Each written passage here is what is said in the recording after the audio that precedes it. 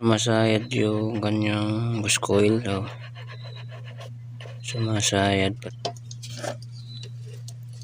Dapat palitan ulit ito ng bush coil. Pangit ang tunog pagka sumasayad, basag. Sayad.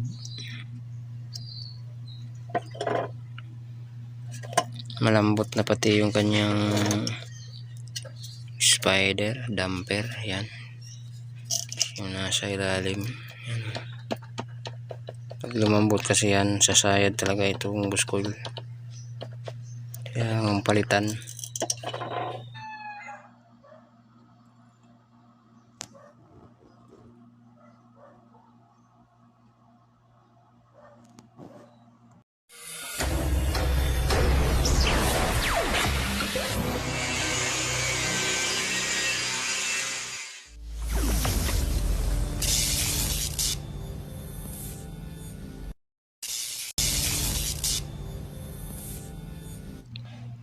So ayun, good day again mga kasolar.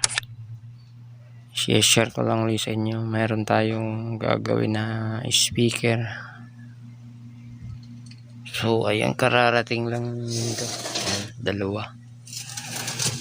So pinapa-repair ng mayari. Pumangit daw ang tunog. Tsaka itong terminal ay sira. Ito.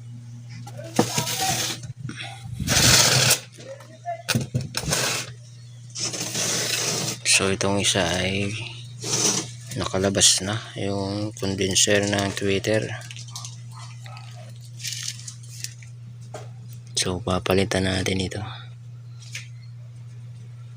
Lagyan natin ito ng dividing network para gumanda ang tunog niya.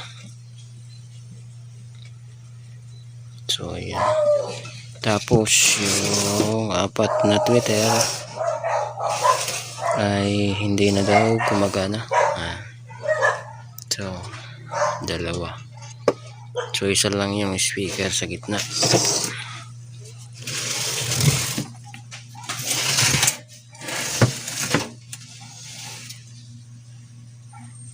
Yan. Tweeter din dito sa baba. Sumali apat na tweeter ang ating papalitan. Dadagdag tayo ng dividing network at saka yung speaker terminal. Gusto nung may-ari ay may balik sa dating sa original. So gagawin natin tong mukhang bago. Ayan.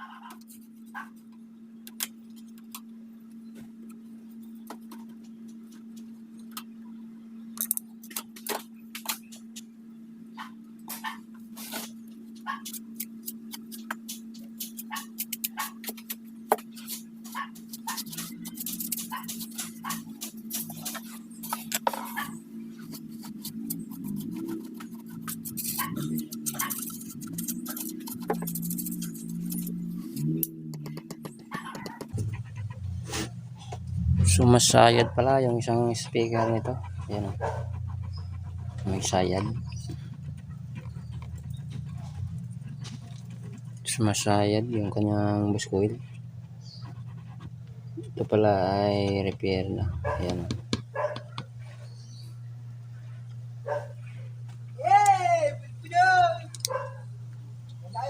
Repair na pala ito. Itong isa.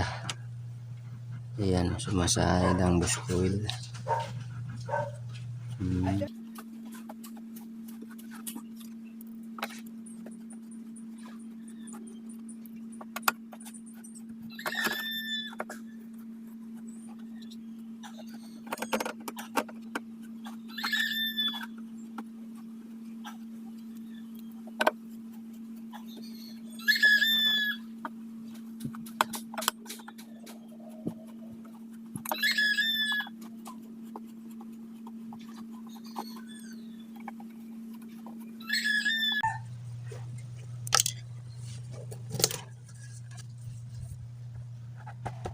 Yan, sumasayad yung isang speaker.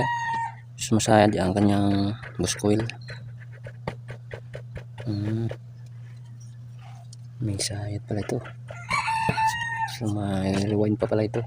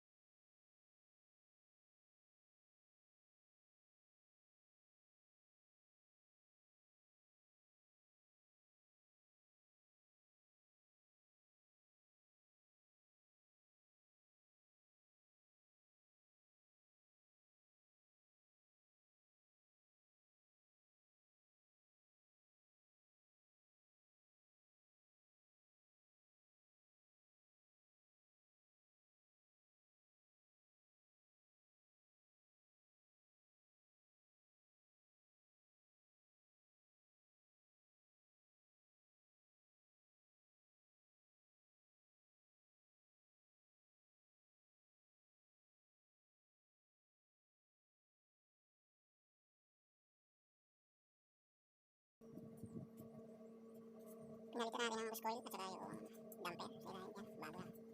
Kasi ang buskoil nito dati sumasayad. So, pinalitan natin ng bagong buskoil. Ayan. 35mm yung size ng ating buskoil.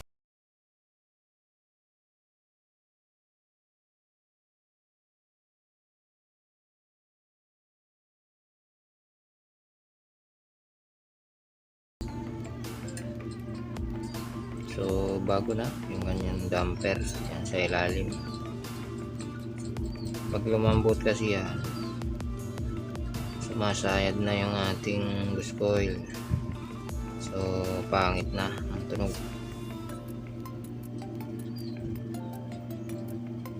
Kasi lumalaro yan eh. Gumaganyan yan.